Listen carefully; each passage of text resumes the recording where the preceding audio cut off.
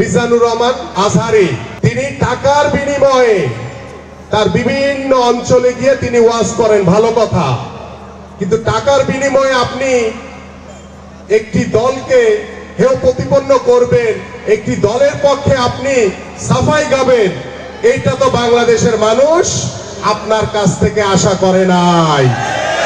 মনে রাখবেন, আমরা এই বড় হুজুরের ব্রাহ্মণবাড়িয়া মুফতি আমিনের ব্রাহ্মণবাড়িয়া থেকে বলতে চাই, উলামায়ে কেরামকে বাদ দিয়ে, উলামায়ে কেরামকে পাশ কাটিয়ে এই দেশের সংবিধান কোনোভাবে সংস্কার হতে পারে না, পারে না, পারে না।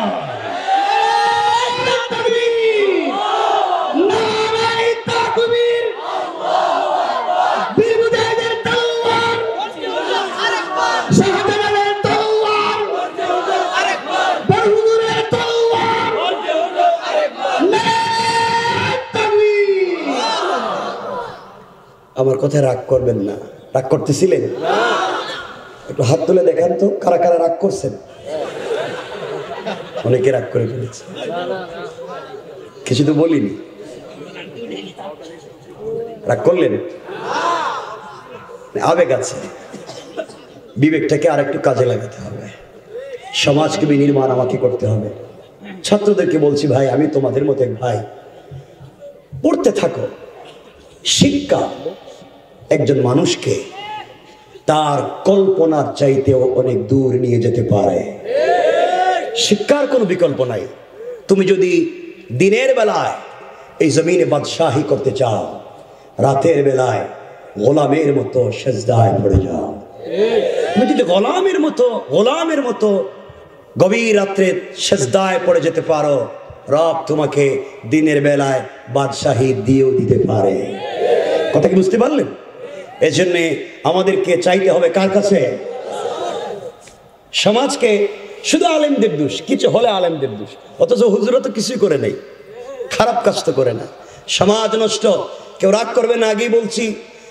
সমাজ এমন নষ্ট যারা ভিলেজ পলিটিক্স করেন, এলাকার রাজনীতি করেন, এলাকার মোড়ল, এলাকার মাতবর, এলাকার বিচারী, পঞ্চায়েতের বড় মুরব্বী, এলাকার সর্দার, কসম রব্বে পাকের সাথে এলাকায় এমন মুরব্বী পাওয়া যায় পঞ্চায়েতে, যারা পঞ্চায়েতের বিচার করতে গিয়া এক কাপ রং চা খাইয়া এদিকের বিচারকে এদিকে দিয়ে দেয়। এটা নাই?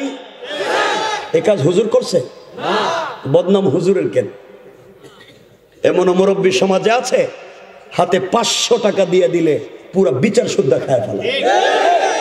এমন লোক আছে, দেখবেন সাদা লুঙ্গি পরে, সাদা পাঞ্জাবি শার্ট পরে, কি সুন্দর দেখতে, আল্লাহ কি সুন্দর। তার কাজই হচ্ছে গ্রামে 2 জন দিয়ে মাইক লাগাইয়া দেওয়া। এরাও বুদ্ধি দেয়, এরাও বুদ্ধি দেয়, মধ্যখানে 500 টাকা নিয়ে হেই বিচার করে। কথা বলেন না কেন? এগুলো সমাজে নাই। এগুলো হলো নির্বেজাল, টাটকা, ফরমালিন ছাড়া শয়তান। সমাজকে আমি আপনি নষ্ট করে দিয়েছি। আজকে মসজিদের মিম্বর থেকে ওলামায়ে কেরাম সত্য উচ্চারণ করছেন, এই জন্য দিন জিন্দা হচ্ছে। সমাজ নষ্ট করতে করতে মসজিদ মাদ্রাসাও নষ্ট করে দিচ্ছি। আল্লাহর রাস্তায় রাগ করবেন না, খবর নিয়ে দেখেন এই বাংলাদেশের ম্যাক্সিমাম মসজিদের সভাপতি সুদখোর, ক্যাশিয়ার ঘুষখোর, আর সেক্রেটারি দুর্নীতিবাজ, চাঁদাবাজ, বদমাইশ, ফেন্সিডিল ব্যবসায়ী, ইয়াবা ব্যবসায়ী, এতিমের জায়গা দখল করে, বিধবার বাড়ি দখল করে, পাবলিকের জায়গা জমি নিজের নামে বুয়া জাল দলিল করে, গরিবের রাস্তাঘাট বন্ধ করে, সব মাইরা খাইয়া শেষ বয়সে মসজিদ মাদ্রাসার দায়িত্বশীল হয়ে যায়। এগুলা নাই? আচ্ছা, সমাজকে নোংরা করলো কে? এই নিকৃষ্ট সমাজকে সুপথে নিয়ে আসবার সমূহ চেষ্টা করে যাচ্ছেন উলামায়ে কেরাম, আর আমরা তাদেরকে গালি দিই, আমরা তাদেরকে দেখতে পারি না। কিছু হলেই উলামায়ে কেরামের দোষ হয়ে যায়। মনে রাখবেন, আপনারা তো শয়তান চিনেন না, কেউ রাগ করেন না। শয়তান মারার জন্য আপনারা মক্কায় যান, মক্কায় গিয়ে জামারাতে খঙ্কর মারে না, শয়তানরে পাথর মারে না। গত হজের আগের হজে দেখলাম এক হাজি সাহেব হজে গিয়া জামারাতে শয়তানরে পাথর মারতেছে, মানে কঙ্কর জামারাতে মারতে মারতে বুধ রাগ উঠে গেছে, জুতা খুলে মারতেছে। শয়তান পুরো এলাকা মাইল লাগাই রাখছিস, আর 10 লাখ খরচ করে আইছি, তুই এখানে বসে রইছিস, জুতা দিয়ে মারতেছে। আমি আপনাদের কাছে একবারে সবিনয় সম্মান পূর্বক জানতে চাই, যে শয়তানকে 10 লাখ খরচ করে মক্কায় জুতা দিয়ে মারতে গেছিলেন, এই শয়তান তার জিন্দগিতে আপনাদের এই দারমা, আপনাদের এই ব্রাহ্মণবাড়ি এলাকায় কোনোদিন সুদের কারবার করছে? আইছিল এলাকায়? একটু জোরে বলেন না। এই এলাকায় ঘুষ ফ্যান্সি ডিলের কারবার করছে? এই এলাকায় চাঁদাবাজি করছে? মসজিদ মাদ্রাসার কেসের পয়সা মাইরে খেয়েছে? কারো মেরে নিয়ে পার্কে গেছে? বলেন না। তাইলে যেই শয়তানে সুদ খায়, এইটা মক্কায় না এলাকায়? আসতে বলবেন না কিন্তু, জোরে বলতে হবে। মক্কায় না এলাকায়? যে পাবলিকের জায়গা জমি দখল করে চাঁদাবাজি করে, মক্কায় না এলাকায়? যে পঞ্চায়েতের বিচার করতে 500 টাকা খায়, মক্কায় না এলাকায়? যে মসজিদ মাদ্রাসার কেসের পয়সা মাইরে খায়, মক্কায় না এলাকায়? ওই শয়তান মক্কায় না এলাকায়? জুতা মারবেন মক্কায় না এলাকায়? এই জায়গায় আছে। সুতরাং আজকের আমাদের পরিষ্কার ওয়াজ হলো, পরিষ্কার বক্তব্য হলো, ভালো হয়ে যাও।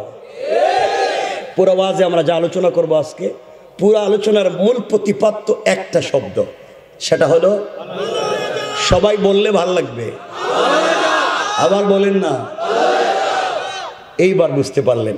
সুতরাং আমার আওয়াজ যত দূর পর্যন্ত যায়, এই এলাকায় যারা সুদের কারবার করে ভালো হয়ে যাও, এলাকায় যারা ঘুষের কারবার করে ভালো হয়ে যাও, এলাকায় যারা ফেন্সি ডিল ইয়াবার কারবার করে ভালো হয়ে যাও, যারা ভুয়া হামলা মামলার চাঁদাবাজি করে ভালো হয়ে যাও। নচেত এই দেশের ছাত্র জনতা আবার যদি দাঁড়িয়ে যায়, হাত বদল করে চাঁদাবাজি করতে দিবে না, ঠিক কিনা বলে?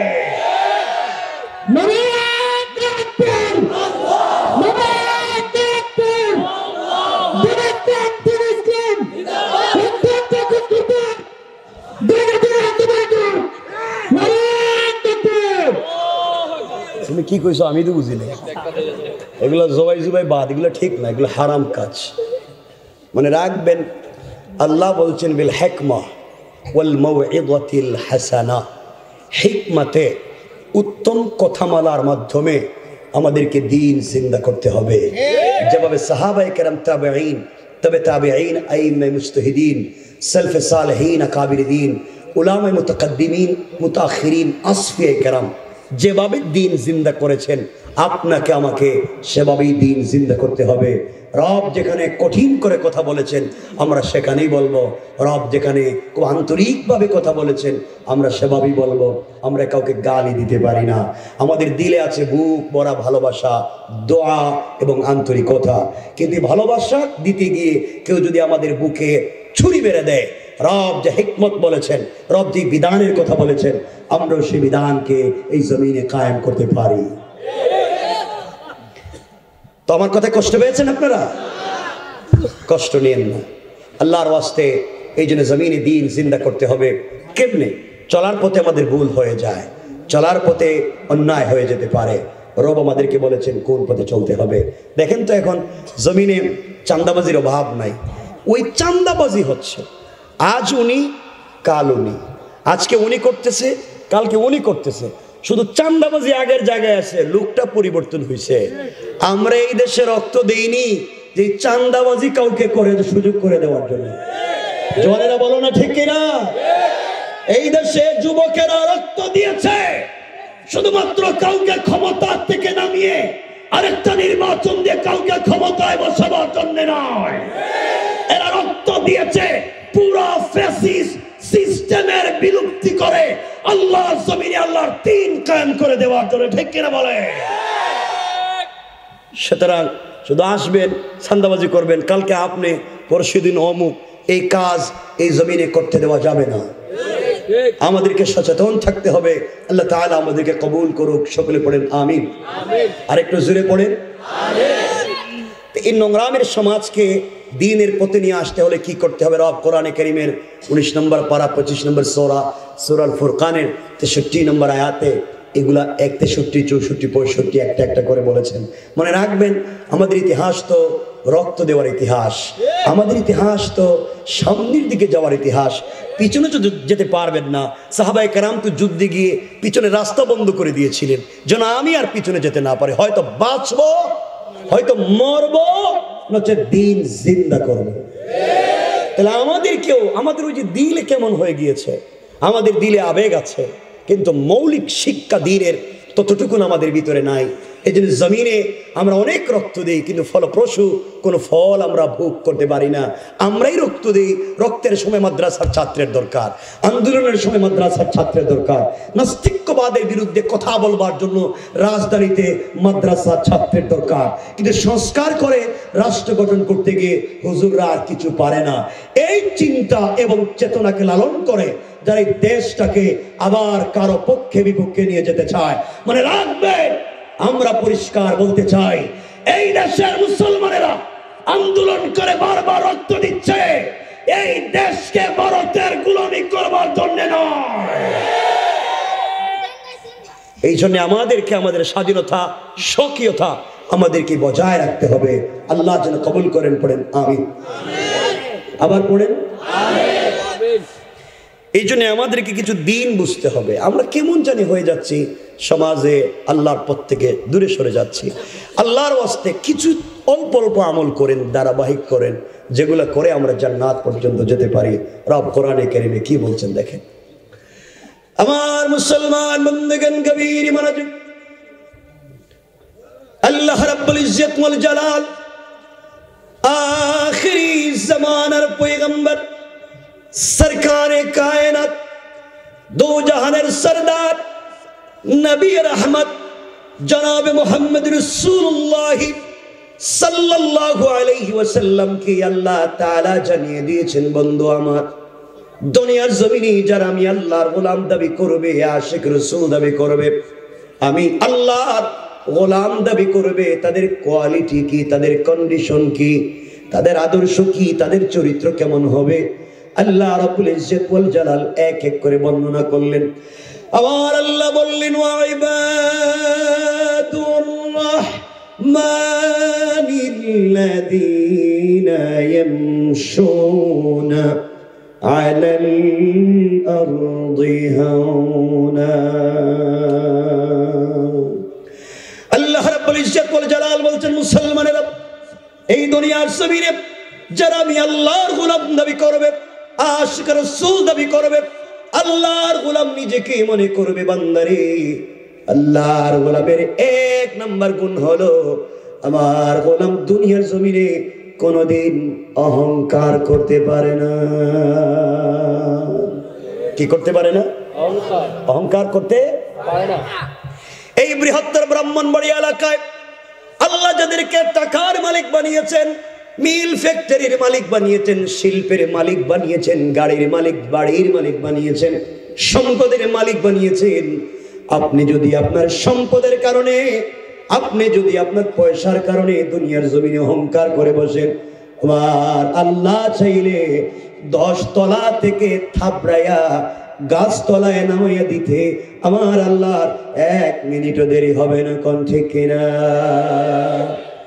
আর আপনি যদি অহংকার ছেড়ে দিতে পারেন, নিজেকে মাটির সঙ্গে মিশিয়ে দিতে পারেন, নিজেকে ছোট করে ফেলতে পারেন, আমার আল্লাহ চাইলে গাছতলা থেকে, বাঁশতলা থেকে কান ধরে 10 তলার মালিক বানাইয়া দিতে আমার আল্লাহর 1 মুহূর্ত দেরি হবে না। কোন ঠিক কিনা?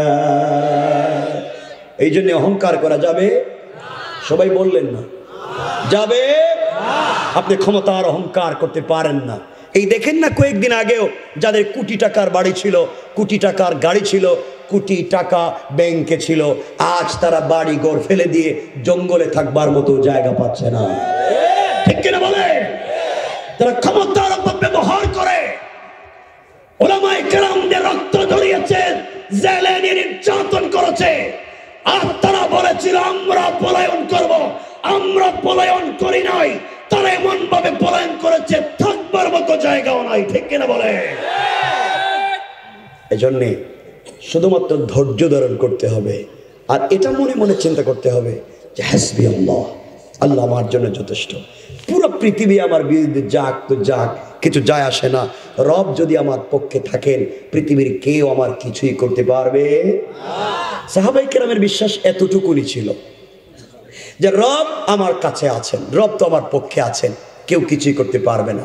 এখানে উলামায়ে কেরাম, আমি আপনাদের সামনে কথাগুলো বলতে চাই না, শুধুমাত্র মনে করাইয়া দেওয়ার জন্য বলতেছি, শুধু মনে করাইয়া দেওয়ার জন্য যে রব এই বিশ্বাসটুকুন যদি থাকে যে আল্লাহ আমার জন্য যথেষ্ট। রসুল পাক হিজরত করে মক্কা থেকে যেদিন মদিনায় গেলেন, রব পুরা কাফের থেকে যেভাবে রসুলকে বাঁচিয়ে দিলেন, আজও আমাদেরকে তিনি সেভাবেই বাঁচাতে পারেন। কথা বলেন না কেন? দুর্ভাগ্য হচ্ছে আমাদের বিশ্বাস, আমাদের ঈমান তত অটুট হয়ে ওঠেনি, এত শক্ত আর মজবুত হয়ে ওঠেনি। এটাই হচ্ছে আমাদের দুর্ভাগ্য। আমরা কোরআন এবং সুন্নাহকে মসজিদ মাদ্রাসায় যতটুকুন সুপ্রতিষ্ঠিত করতে পারছি, পাবলিক পর্যন্ত ফোকাস করতে পারিনি, পাবলিকের দিল পর্যন্ত ঘরে ঘরে পৌঁছে দিতে পারিনি। এই জন্য আমাদের আন্দোলন হবে প্রত্যেকটা ঘরে, প্রত্যেকটা নাগরিকের দিলে আল্লাহ তাওহীদ এবং রাসূলের রিসালাতকে বদ্ধমূল করতে হবে। পারবো তো ইনশাআল্লাহ? বলেন না ইনশাআল্লাহ? আমি ঘটনা বলছি না, আপনাদেরকে শুধু বলছি রাসূল পাক সাল্লাল্লাহু আলাইহি ওয়াসাল্লামকে আল্লাহ কেমনে বাঁচালেন, শুধু আমি ঘটনা বলছি না, মনে করাইয়া দিচ্ছি। ওগুলো আপনাদের জানা, আমি যে নতুন কিছু বলতেছি এমন না, আমি শুধু মনে করাইয়া দিচ্ছি।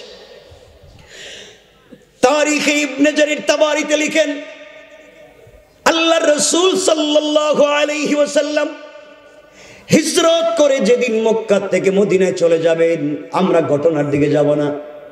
গভীর রজনীতে জিবরিল আমিন আল্লাহর রাসূলকে ঘুম থেকে উঠালেন, ইয়া রাসূলুল্লাহ, আপনাকে হিজরত করতে হবে ইয়াসরিবের দিকে, খেজুর বাগানের দিকে, মদিনার দিকে। আল্লাহর রাসূল উঠে গেলেন, ওযু করলেন, 2 রাকাত সালাত পড়লেন, নিজের বিছানায় হযরত আলীকে শুইয়ে দিলেন, মানুষের আমানত বুঝাইয়া দিলেন। আল্লাহর রাসূল সাল্লাল্লাহু আলাইহি ওয়াসাল্লাম ঘর থেকে বের হয়ে যাওয়ার তৈরি করে হয়ে গেলেন। দরজার পাশাপাশি যাওয়ার পরে আওয়াজ হলো, কান পর্যন্ত আওয়াজ চলে আসলো। ঘরের চতুর্দিকে কাফেরেরা অত্যাধুনিক অস্ত্র নিয়ে, নেজা নিয়ে, তীর নিয়ে, বল্লম নিয়ে দাঁড়িয়ে আছে। আল্লাহর রাসূল ঘর থেকে বের হলে দুনিয়া থেকে বিদায় করে ফেলবে। আল্লাহ রাসূল আল্লাহকে ডাক দিয়ে বলছেন, আল্লাহ তাআলা আপনি আমাকে বলেছেন হিজরত করবার জন্য, ঘর থেকে বের হয়ে ইয়াসরিবের দিকে চলে যাওয়ার জন্য। আল্লাহ, সকল কাফেররা তো আমার ঘরকে বেষ্টন করে ফেলেছে, ঘর থেকে বের হলে মেরে ফেলবে। আল্লাহ রাব্বুল ইজ্জত ওয়াল জালাল জানাইয়া দিলেন, বন্ধুরে তোমার কাজ হলো আমার উপরে ভরসা করে, আমার উপর ইয়াকিন আর বিশ্বাস রেখে ঘর থেকে বের হয়ে যাওয়ার দায়িত্ব তোমার। আর সকল কাফেরদের থেকে হেফাজতের জিম্মাদার স্বয়ং আমি আল্লাহ। আল্লাহ রাসূল দরজার কাছে পৌঁছে গেলেন, দরজা খুলবেন, আল্লাহকে ডাক দিয়ে বলছেন, আল্লাহ তাআলা বিশ্বাস করি আপনি আমাকে বাঁচাবেন, পৃথিবীর কেউ আমাকে মারতে পারবে না, বিশ্বাস আছে।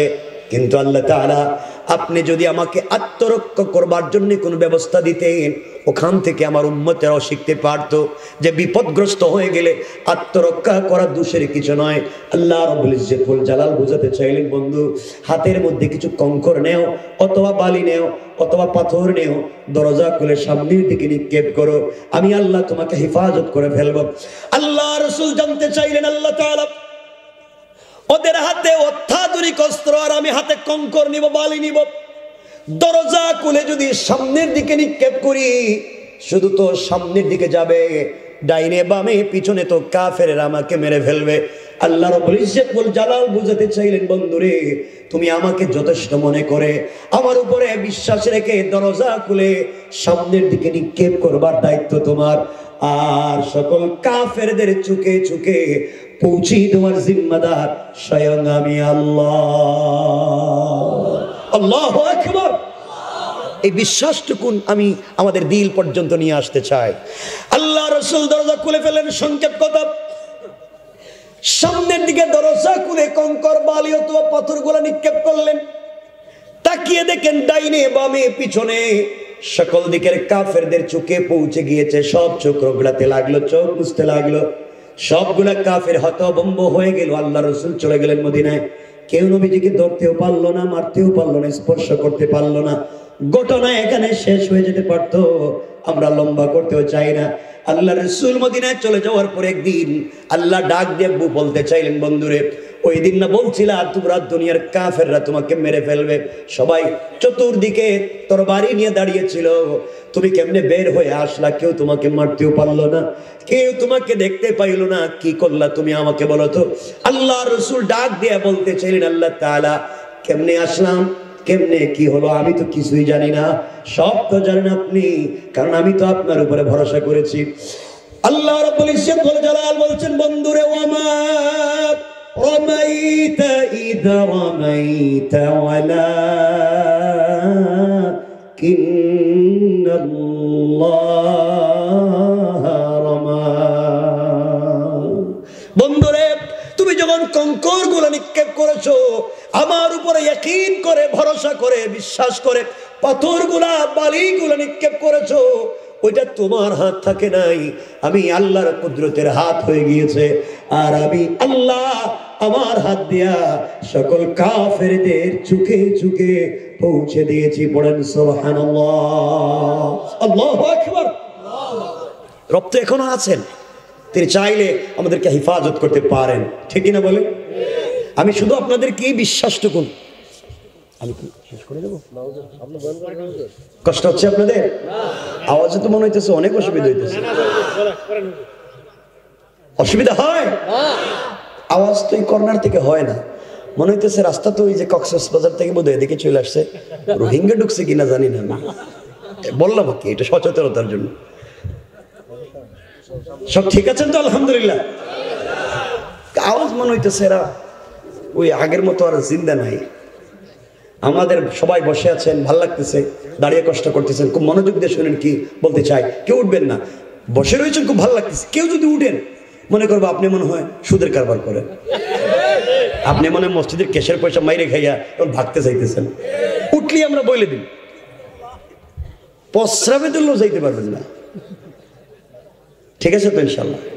জীবনে তো কত টেলিভিশন, টকশো, সিনেমা, ফিল্ম দেখলেন, ঘন্টার পর ঘন্টা বসেছিলেন, শুনেন না কয়েকটা কথা।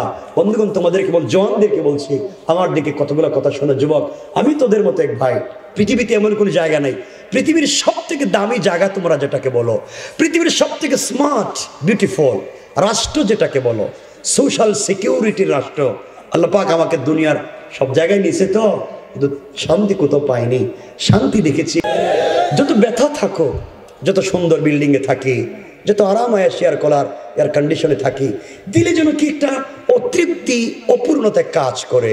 রবের কদমে সেজদায় পড়ে দেখো, মনটা অনেক শান্ত হয়ে যাবে, অনেক ভাল লাগে। পারবো না ইনশাআল্লাহ? যুবকদেরকে বলছি, ভাই আমি তোদের মতো এক যুবক, আমিও তো চাইলে 2, 4, 5টা প্রেম ভালোবাসা করতে পারি, ঠিক না? তোমরা তো প্রেম করো, ঠিক ঠিক কইছে কেডারি? এতক্ষণ কত কথা বললাম, ঠিক কয় নাই, দেখছেন নি? সজাগ কিন্তু। যুবক, তোমাদেরকে বলছি, আমি কি বলতে চাই শোনো। তুমি যে মেয়ের সাথে প্রেম করো, তোমার গার্লফ্রেন্ড, হয়তো সে খুব স্মার্ট, সে বিউটিফুল, তার চেহারা এক্সট্রা অর্ডিনারি করা, সে যখন তোমাকে টেলিফোন দেয়, তখন বাতির প্লেট ফালাইয়া কুত্তার মতো দৌড় দাও, ঠিক না? জওয়ান, তুই জানিস না যে মেয়ের সাথে সম্পর্ক করে মা বাপের মুখে চুনকালি দিয়েছ, যে মেয়েকে পাওয়ার জন্য পড়ালেখায় লাল বাতি জ্বালিয়েছ, যে মেয়েকে পেতে গিয়ে মাথা নষ্ট হয় ফেন্সিডিল, ইয়াবা, গাঁজার মাদক সেবন শুরু করেছ।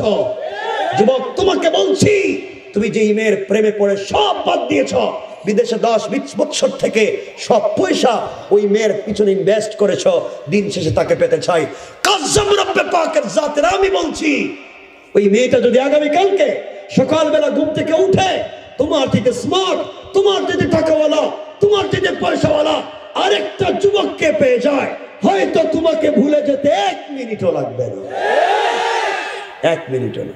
রব আফসোস করে বলছেন, ইয়া আইয়ুহাল ইনসান, এই মানুষ, মা গাররাকা বিরাব্বিকাল কারীম, কে তোকে ধোঁকা দিয়েছে আমার মতো মহান রব থেকে? অথচ আল্লাযী খালাকাকা, আমি না তোরে বানাইছিলাম, আমি না তোরে তৈরি করলাম, তুই কে ধোঁকা দিয়ে আমার পথ থেকে তোকে সরিয়ে দিল? জওয়ান, সম্পর্ক যদি করতে হয় একজনের সাথে করা যায়, তিনি কে? আরো জোরে বলেন কে? এই জন্যে তো সম্পর্ক ওখানে করেন, সারা রাত যিনি জেগে থাকেন তোমার আমার সঙ্গে কথা বলার জন্য, সারা রাত আল্লাহ জেগে থাকেন তোমার সঙ্গে আমার সঙ্গে কথা বলতে চায়। আমার রবি তো সম্পর্ক করছেন আমার রসুলের সঙ্গে, মাঝে মাঝে ডাক দিয়ে বলছেন ইয়া আইয়ুহাল মুদ্দাসসির ইয়া আইয়ুহাল মুযাম্মিল, মাঝে মাঝে বলছেন কুম ফাআনজির ওয়া রাব্বাকা ফাকাব্বির ওয়া সিয়াবাকা ফাতাহির, মাঝে মাঝে ডাক দিয়ে বলছেন ও চাদরওয়ালা চাদর খোলো, তুমি না চাদরের নিচে ঘুমায় আছো, রাত লা তাখুযুহু সিনাতুম ওয়ালা নাওম, আমি না সারা রাত জেগে আছি, একটাবার কথা বলতে চাই, কত কিছুই না করলাম, তোমার ঘরের দরজায় আসলাম, রাত জেগে জেগে ডাকলাম, তুমি কেমনে ঘুমায়া থাকো, উঠো না বান্দা, উঠো না বন্ধু, ও রাসূলে পাক তুমি মুদায়েক আয়েশার সঙ্গে ঘুমিয়ে আছো, ঘুম থেকে উঠো, তুমি আয়েশার সঙ্গে কম্বলের নিচে, আল্লাহু আরশে ইস্তাওয়া, আমি আরশে আজিমে একা একা ভালো লাগে না, বন্ধু উঠো, সারা রাত জেগে আছি, একটাবার কথা বলতে চাই, তোমার সাথে কথা না বললে না আমার ভালো লাগে না, আমি না তোমার প্রেমের প্রেমিক হয়ে গিয়েছি, একটাবার উঠো, ঠান্ডা পানি দিয়ে ওযু করো, মুসল্লায় গিয়া একটা বার ডাক দিয়ে বলো সুবহান রাব্বিল আলা, রব আরশে আজিমে থাকবো না, সাথে সাথে তোমার ঘরের দরজায় হাজির হয়ে যাব।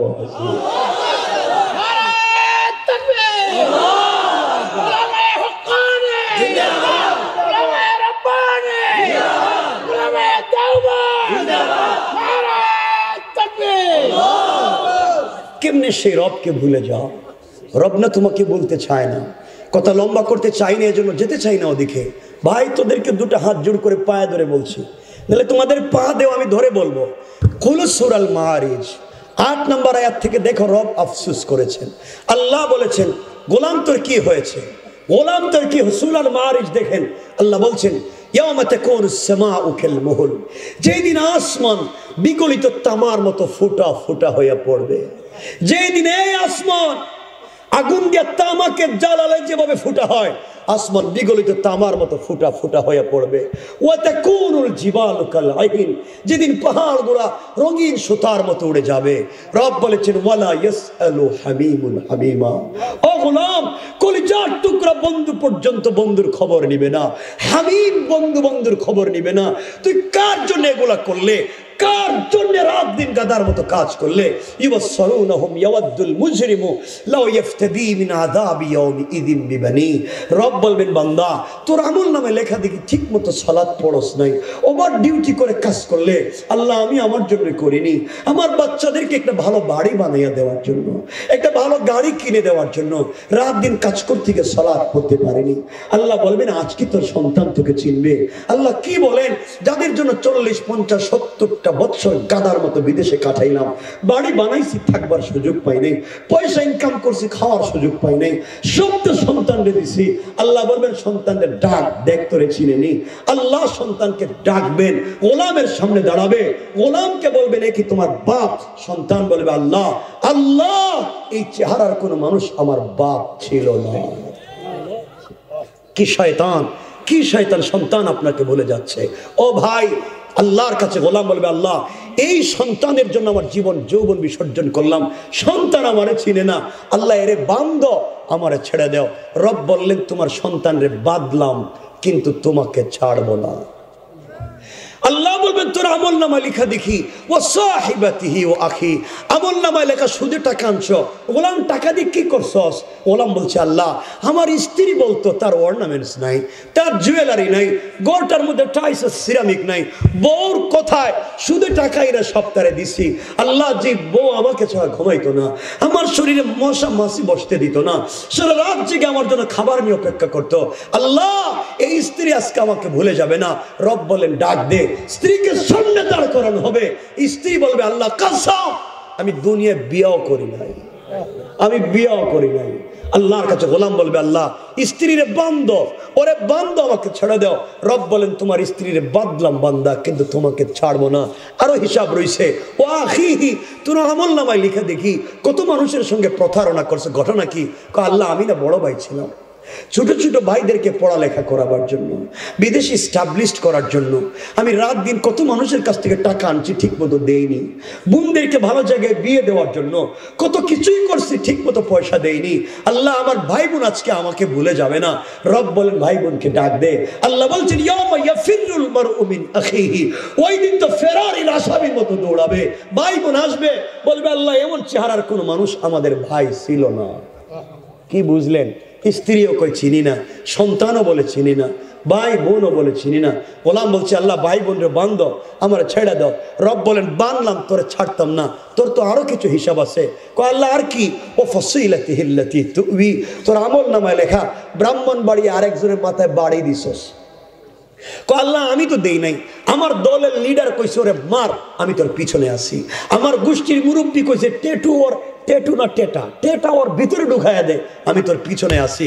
আল্লাহ আমার গোষ্ঠীর মুরব্বী কইছে, আমার গ্রামের পঞ্চায়েতের মুরব্বী বলছে, আমার দলের লিডার বলছে ওরে মার, আমি আছি। আল্লাহ দলের লিডার বলছে ওর নামে বুয়া মামলা দে, আমি আছি। আল্লাহ আমি করি নাই, ও বলছে। আল্লাহ বলছে ওয়া ফসিলাতিহি আল্লাতী তুবি, তোর দলের লিডার রে দেখ, তোরে ছিলেনি, লিডার রে ডাকা হবে। লিডার বলবে আল্লাহ আমি তো জিন্দেগিতে দুনিয়ায় কোনোদিন লিডার ছিলামই না। কি বুঝলেন? কার লিডারিতে গেছিলেন? কথাটা পরিষ্কার কোরআন বলছে। আল্লাহ বলছেন বান্দা এমন কি করবে? বান্দা কয় আল্লাহ আমার একটু সুযোগ দাও। কয় কি? কয় আমার সন্তান রে বান্ধ, আমার মা বাপরে বান্ধ, স্ত্রী সন্তান ভাই বোন রে বান্ধ, এরপরে নেতা লিডার সবগুলোর বান্ধ, আমার ছেড়ে দাও। রব বলেন ছাড়তাম না। হ্যাঁ ওয়ামান ফিল আরদি জামিআন, আসমান জমিনে যা আছে সব তোমারে দিলাম। সুম্মা ইউনজি, এরপরে আমারে ছেড়ে দাও। রব আর সহ্য হয় না, পুরোটা জিন্দেগি ভুয়া পথে চলছি। আল্লাহ জবাব দিচ্ছেন কাল্লা। আল্লাহ বলছেন কাল্লা, কখনো তোরে আজকে ছাড়তাম না। তোরে না বুঝাবার জন্য ব্রাহ্মণ বাড়ি এত বুজুর্গদের জন্ম দিলাম, রাত দিন তারা তোরে বুঝাইছে, মসজিদে মক্তব খুইলা বুঝাইছে, ওয়াজ কইরা বুঝাইছে, মাদ্রাসা খুইলা বুঝাইছে, কেন বুঝলে না? কাল্লা ইন্নাহা লাযা, তোকে আগে লেলিহান আগুন দিয়ে জ্বালাবো। নাজ্জাআতাল লিশাওয়া, যে আগুন চামড়া জ্বালায়, হাড্ডি জ্বালায়, গোশত জ্বালায়, রূহ জ্বালায় না।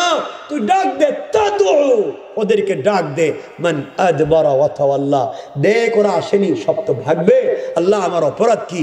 অপরাধ ও জামাআ ফাআওয়া, সম্পত্তি জমা করছো আর শুধু পুঞ্জীভূত করছো। ও জামাআ ফাআওয়া, সম্পত্তি জমা করছো আর বাড়াইছো। কোরআনে কারীমের 30 নম্বর পারা সূরা হুমাযার মধ্যখানে বলছেন আল্লাযী জামাআ মালা ওয়া আদ্দাদা, সম্পত্তি জমাইছো আর গণনা করছো। আজকে সম্পত্তিও বাঁচাইতে পারলো না, নেতাও বাঁচাইতে পারলো না, মা বাবা বাঁচাইতে পারলো না, স্ত্রী সন্তানও না, ভাই বোনও না। বান্দা আমি তো তোর সামনে, তাইলে কেন দুনিয়ায় আমারে চিনে আসলে না? কথা কি বুঝতে পারলেন? কার পিছনে ব্যর্থ সময় নষ্ট করতেছেন? এই জন্য গোলাম কষ্ট দেওয়ার জন্য বলছি না, তোমাদেরকে বলছি আসো তাফসিরে ব্যস্ত, আসো না মাদ্রাসায় ব্যস্ত, আসো না দ্বীনের কাজ করি ব্যস্ত, আসো না তাবলীগে যাই ব্যস্ত। আরে গোলাম তুমি যত ব্যস্ত ব্যস্ত ব্যস্ত, তোমার চাইতে 1000 গুণ কোটি গুণ বেশি ব্যস্ত আজরাইল তোমাকে নিয়ে।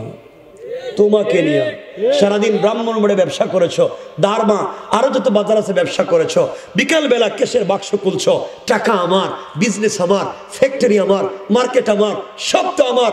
নামাজ নাই, সালাত নাই, আমানতদারি নাই, পয়সা আমার। তুমি জানো না হয়তো তোমার কেশের বাক্সের ভিতরে আজরাইল বসা। আজরাইল আল্লাহরে বলছে আল্লাহ আমসিক আও আত্রুক, ওরে ছেড়ে দিব না ধর্ম। ও বলতেছে পয়সা নাকি তার, ও বলে বাড়ি গাড়ি সব তার, একটা বারও তোমার শুকরিয়া আদায় করলো না। আল্লাহ পয়সা তো গনতে আছে, আমি কি করব? আল্লাহ বলেন দেখ কান বরাবর থাপ্পড় দিছে তো আজরাইল থাপ্পড়, দেখা যায় কেশের বাক্সে বসা ব্রেইন স্ট্রোক। কথা বলেন না কেন? জওয়ান তুমি নাকি ইউকে চলে যাচ্ছ, ইউএসএ, অস্ট্রেলিয়া, কানাডা, তুমি নিউজিল্যান্ড, জার্মান চলে যাচ্ছ, তোমার পাসপোর্টে নাকি স্পাউস ভিসা আছে, তুমি নাকি ফ্যামিলি সহ চলে যাইতেছ, তুমি ফ্রিডম কান্ট্রিতে যাচ্ছ, তুমি একটা উন্নত সোসাইটি লালন করতে চাও। জোয়ান সবার কাছ থেকে বিদায় নিছ, ব্যাগেজ লাগেজ ঠিক করেছ, আগামী কালকে শাহজালাল বিমানবন্দর থেকে তোমার ফ্লাইট, সব ঠিক করে পাসপোর্টটা বালিশের নিচে রেখে ঘুমাইছ, কালকেই তো চলে যাইমো। 10 বছর আগের বন্ধুর কাছ থেকে বিদায় নিছ, একটা বারো রবের কথা মনে করলে না। তুমি জানো না হতে পারে তোমার বালিশের নিচেই তো আজরাইল বসা। আজরাইল আল্লাহরে বলতেছে আল্লাহ ও আগামী কালকে চলে যাইতেছে, সবার কাছ থেকে বিদায় নিছে, একটা একবারও তোমার কথা বলে নাই। তুমি না তারা অক্সিজেন দিছ, তুমি না তারা হাত পা দিছ, তুমি সব দিছ, একটা বারও তোমার কথা চিন্তা করে নাই। রব তুমি বলো আমসিক ও আত্রুক, ওরে ছাড়া দিব না আজকে ধর্ম। রব বলে দে বুক বরাবর থাপ্পড়, ঘুমের ভিতরেই দিছে থাপ্পড়, দেখা যায় ঘুমেই হার্ট অ্যাটাক। কথা বলেন না কেন? তো কিসের এত বাহাদুরি করছো, কিসের এত ক্ষমতা দেখাচ্ছ? যখন তোমাদের পায়ে ধরে ভাই বলে গেলাম, আমি তো তোদের ভাই বলে যাচ্ছি, আমার কথা একদিন মনে থাকবে। কিয়ামতের দিন আল্লাহরে বলবো, আল্লাহ আমি কিন্তু গেছিলাম, তুমি যেভাবে বলছো আমার দায়িত্বটুকুন ততটুকুন বলছিলাম, ওরা আমার কথা শুনে নেই, ওরা আমার কথা বুঝতে চায় নাই, ওরা ওয়াজ থেকে উঠে গিয়ে আবার দুনিয়ার পিছনে লেগে গিয়েছে। রব তুমি জানো আমি জানি না, আমি আমার কথা বলতে পারবো, তুমি তোমার জবাবের জন্য তৈরি হও, তুমি তোমার জবাবের জন্য তৈরি হও। এই জন্য দুনিয়ায় এই ব্যর্থ মানুষের পিছনে চিন্তা না করে একমাত্র পৃথিবীতে মনে রাখবা, পৃথিবীর কাউকে সন্তুষ্ট করতে পারবা না, তোমার মা বাপকেও না। তুমি বিদেশে থাকো, মা বাপ তোমার কাছে কিছু চাইছে, তুমি দিতে পারো নাই, মা বাপ বলবে দেখছো নি ছেলেটা বিদেশে যাওয়ার পরে এখন মা বাপরে ভুলে গেছে। ভাই বোন তোমার কাছে কোনো জিনিস চাইছে, ঠিক মতো দিতে পারো নাই, বলবে ভাই দেখছো নি বিদেশে গিয়ে আমাদেরকে মনে রাখে না। তুমি তোমার স্ত্রীকে 50 বছর খাওয়াও, একদিন যদি না দাও, স্ত্রী বলবে দেখছো তোমার ঘর তো 40 বছর ধরে ঘর সংসার করলাম, তুমি কোন দিন আমারে দিছ? কথা বলেন না কেন? সবাই তোমাকে ভুলে যাবে। পৃথিবীতে ব্যর্থ চেষ্টা, পৃথিবীর কাউকে 100% খুশি করতে পারবে না। রব বলেছেন বান্দা তোরে আমি বলছি, সবার দরওয়াজা বন্ধ হয়ে যেতে পারে, সবাই তোরে তাড়াইয়া দিতে পারে, কাউকে খুশি করতে পারবে না, কিন্তু গোলাম তুই আমার কদমে সেজদায় পড়ে যা, একটা বার আমাকে সুবহান বলে ডাক দে। রব কথা দিলাম কাউরে খুশি না করতে পারলেও একটাবার সেজদা দিলে আমি রব তো তোর উপরে খুশি হয়ে যায়। তা আমরা কেন সেই পদে যেতে পারি না? কে তোমাকে আমাকে বাধা দিচ্ছে? আমার কথা কষ্ট হচ্ছে? এই জন্য 1 নম্বর, খুব লম্বাও করবো না, 11টার উপরে হয়ে গেছে। 1 নম্বর অহংকার করা যাবে। 2 নম্বর কোন কথাগুলো দিল দিয়ে শুনেন, সামনে কি বলতেছে আল্লাহ বলছেন, ওয়াইদা খাতাবাহুমুল জাহিলুনা ক্বালু সালামা। আল্লাহ রাব্বুল ইজ্জত ওয়াল জালাল বলছেন মুসলমানেরা, এই দুনিয়ার জমিনে যারা আমি আল্লাহর গোলাম দাবি করবে, আশিক রাসূল দাবি করবে, আমি আল্লাহর গোলাম নিজেকে মনে করবে, বান্দারে আল্লাহর গোলামের 2 নম্বর গুণ হলো, কেউ গালি দিলে গালির জবাব দেওয়া যাবে না, আঘাত করলে আঘাতের জবাব দেওয়া যাবে না, গীবত শিকায়েত সমালোচনা করলে জবাব দেওয়া যাবে না, বরং আমি আল্লাহ গোলামকে কেউ যদি গালি দেয়, আমার গোলাম গালির জবাবে গালি না দেয়া ওই বান্দার জন্য শান্তি আর সালামতের দোয়া করে যায়। পড়েন সুবহানাল্লাহ। আল্লাহর গোলামের 2 নম্বর গুণ গালি দেওয়া। সবাই বললেন না? কেউ যদি আমাদের গালি দেয় আমরা কি দিব? শান্তির দোয়া করব। খাতাবাহুমুল জাহিলুন ক্বালু সালামা, তার জন্য শান্তির দোয়া করব, সালাম দিব। আমরা গালি দেইনি না, আমরা তো ফেরেশতা পর্যায়ে পৌঁছে গেছি, গালি দেই না। এই ব্রাহ্মণ বড়ে মাইরে ফেলায়, এবারে এটা ঢুকায় দেয় ভিতরে, হেরা গালি দেয় না, এগুলো হারাম কাজ, গালি দেওয়া যাবে না। মনে পড়েছে 2টা হাদিস, আমি বলবো না, লম্বা হয়ে যায়, বুজুর্গ ওলামায়ে কেরাম বসা। একটা হচ্ছে শামাইল তিরমিজিতে, আমাদের আয়েশা সিদ্দিকা রাদিয়াল্লাহু তাআলা আনহা বলেন, আমি একটা পরিবারকে সুন্দর করতে গেলে, সমাজকে সুন্দর করতে গেলে পরিবারকে সুন্দর করতে হয়। আজকে আমাদের পরিবারে শান্তি নেই, স্বামী স্ত্রীতে মিল নেই, এই জন্য আমাদের ঘর থেকে শাহজালাল, শাহপরান, জুনাইদ বাগদাদি, আব্দুল কাদের জিলানী, মুঈনুদ্দিন চিশতি, আজকে মুফতি আমিনী, বড় হুজুর শেখুল হাদিস আল্লামা আজিজুল হক, এমন সন্তানেরা আমাদের মায়েদের ঘর থেকে জন্ম নেয় না। আমাদের মায়েদের ঘর থেকে আজকে জন্ম নেয় বল্টু, রাস্তায় বাইরে সান্দাবাজি করে, ঠিক না? বাপের পেটে থাকতে, মায়ের পেটে থাকতেই সান্দাবাজি করে। মানে এমন হয়ে যাচ্ছে আমাদের পরিবারগুলো নষ্ট। এর কারণ স্বামী স্ত্রীতে সম্পর্ক ভালো নাই। স্বামী স্ত্রী সম্পর্ক যদি ভালো হয় সন্তান ভালো হবেই। রাসূল পাক সাল্লাল্লাহু আলাইহি ওয়াসাল্লাম, খাদিজাতুল কুবরা, স্বামী স্ত্রীর সম্পর্ক চমৎকার, সুইটেবল ছিল। আল্লাহ তাদের ঘর থেকে জন্ম দিয়েছেন হযরতে ফাতেমা, হযরতে আলী, স্বামী স্ত্রীর সম্পর্ক শ্রেষ্ঠ ছিল। আল্লাহ তাদের ঘর থেকে জন্ম দিয়েছেন সাইয়্যিদা শাবাবি আহলিল জান্নাহ, হযরতে হাসান, হযরতে হুসাইন। পড়েন সুবহানাল্লাহ। আর আমাদের স্বামী স্ত্রী রাসূল পাক আম্মা জান আয়েশা বলেন যে হাদিস বলতে চাইলাম, তাদের ঘরে শুধুমাত্র কেবলমাত্র রাসূল পাক সাল্লাল্লাহু আলাইহি ওয়াসাল্লাম কেমন করে স্বামী স্ত্রী সম্পর্কটা চমৎকার করলেন, কত সুন্দর করে চললেন। আফসোস হলো আমরা আমাদের পরিবারকে এমন করতে পারলাম না, এটা আমাদের জন্য ব্যর্থতা। মাশাআল্লাহ, আমরা কথা লম্বা করতে চাই না। ভাই চলে আসছেন, আমার শেখ, আমার উস্তাদ। আমি সুযোগ পাইলে যার কাছে চলে যাইতাম, তাফাজ্জুল হবিগঞ্জ রহমতুল্লাহ আলাইহি, হুজুর তো ইন্তেকাল করছেন, হুজুর নাই, হুজুরের সাহেবজাদা আমার ভাই তাফহিমুল সাহেব আসছেন, চমৎকার কথা বলবেন, দারাজ কথা বলবেন। আমি আর লম্বা করতে চাই না, শুধু এতটুকুনি বলতে চাই, পরিবারকে সুন্দর করবো তো ইনশাআল্লাহ। বললেন না যে ইনশাআল্লাহ? বলেন না ইনশাআল্লাহ? আজকালকে হয়েছে কি যে আমাদের পরিবার স্বামী স্ত্রী একই করে থাকে। রাসূল পাক আম্মা জান আয়েশা বলেন, আমি পুরো জিন্দেগি তো রাসূল পাককে নিজের হাতে খাইয়ে দিয়েছি। আম্মা জান আয়েশা বলেন, পুরো জিন্দেগি কত ট্রাই করছি রাসূল পাককে আগে সালাম দেওয়ার, জিন্দেগি তো দিতে পারি নাই। নবীজি অনেক দূরে থাকতে আমাকে সালাম দিতেন, সুবহানাল্লাহ বলবেন। আর আমরা আমাদের বউদেরকে সালাম দেইনি, মিথ্যা কথা বলবেন না কিন্তু, দেন না কেন? বউ নাই তো তোমার কি কপালে কি হয়েছে? নাই, এত মানুষের কি নাই? আমরা স্ত্রীদেরকে সালাম দিতে পারি না। রাসূল পাক সাল্লাল্লাহু আলাইহি ওয়াসাল্লাম বলছেন, যে ঘরে স্বামী স্ত্রীকে, স্ত্রী স্বামীকে সালাম দিবে, আল্লাহ তাদের ঘরে 100 থেকে 300টা বারাকাতের দরজা খুলে দিবেন। মেশকাত বাবু তিব্বে ও রেকাক, ডাক্তার এবং ডাক্তারি। রাসূল বলছেন, যেই ঘরে স্বামী স্ত্রীকে, স্ত্রী স্বামীকে আওয়াজ করে মোহাব্বতে সালাম দিবে, তাদের হার্ট, কিডনি, লাঞ্চেও যদি কোনো রোগ থাকে আল্লাহ তা থেকেও মুক্ত করে দিবেন। এজন্য সালাম দিবেন তো ইনশাআল্লাহ? বলেন না ইনশাআল্লাহ? মুরব্বী যারা বসছে এরা চিন্তা করতেছে, বাবা 70 বছর গেছে, বউরে সালাম দিছি না, আজকে দিলে বউ মনে করবো বুড়া কোন কাম করাইছে, আর আমরা সালাম দিয়ে ভাব ধরতেছে। যাই মনে করুক, একটু সালাম দিয়ে দিয়েন ইনশাআল্লাহ। বলেন ইনশাআল্লাহ? আল্লাহ আমাদের সবাইকে কবুল করুক, জুড়ে বলেন আমিন, আরো জুড়ে বলেন আমিন। সুতরাং শেষ কথা হচ্ছে, আমার শেষ কথা, আমাদের বুজুর্গ একের পর এক চলে যাচ্ছেন, বুজুর্গদের কাছ থেকে দোয়া নেবেন। মনে রাখবেন, ইলম কিতাব পড়লেই পাওয়া যায় না, ইলম এটা কিতাবি ইলম নয়, ইলম সিনা দের সিনা। ইলম তো ওখান থেকে আরেক জায়গায় যায়। বুজুর্গদের সঙ্গে সম্পর্ক রাখেন, তাআল্লুক রাখেন, দোয়া নেন। হয় দেখবেন পড়ালেখায় খারাপ ছিলেন, রব ইজ্জতের জিন্দেগি দিয়ে দিছে, আর পড়ালেখায় খুব ভালো, বুজুর্গদের সঙ্গে তাল্লুক নাই, হয়তো কোনো জায়গায় বিপদগ্রস্ত হয়ে যাবেন। এই জন্য দিন শেষে আমাদের মুরব্বির দরকার। কথা বুঝাতে পারলাম? আজকে সমাজে এত ফিতনার মূল কারণ আমাদের মুরব্বি নাই, মানামানি নাই, কেউ কাউরে মানতে চায় না, কেউ কাউকে ইজ্জত দিতে চায় না। আল্লাহ আমাদেরকে সুযোগ দেয়।